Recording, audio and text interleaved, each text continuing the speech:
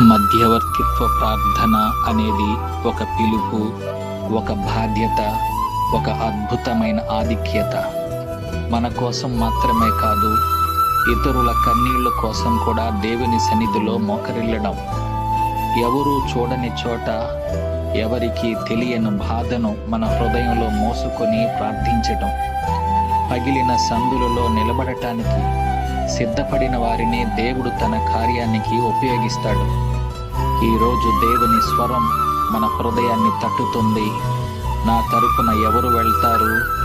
నీ ప్రార్థన ఒక కుటుంబాన్ని నిలబెట్టవచ్చు, ఒక జీవితాన్ని మార్చవచ్చు, ఒక అద్భుతానికి ద్వారం తీయవచ్చు. నీ మోకాళ్ళు వంగినప్పుడు పరలోకం కదులుతుంది. నీ కన్నీళ్లు ప్రార్థనగా మారినప్పుడు దేవుని చేయి పనిచేస్తుంది.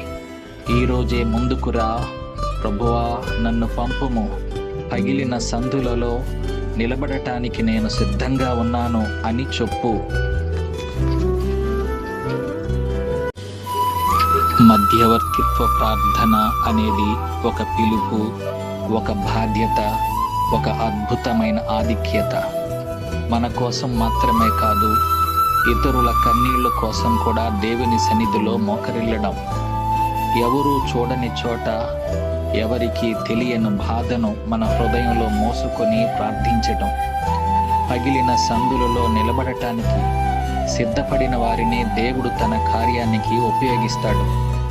ఈరోజు దేవుని స్వరం మన హృదయాన్ని తట్టుతుంది.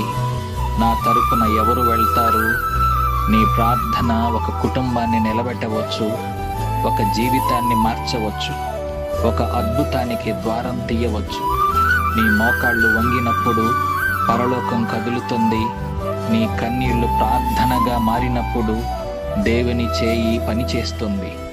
ఈరోజే ముందుకురా, ప్రభువా నన్ను పంపుము, పగిలిన సందులలో నిలబడటానికి నేను సిద్ధంగా ఉన్నాను అని చెప్పు.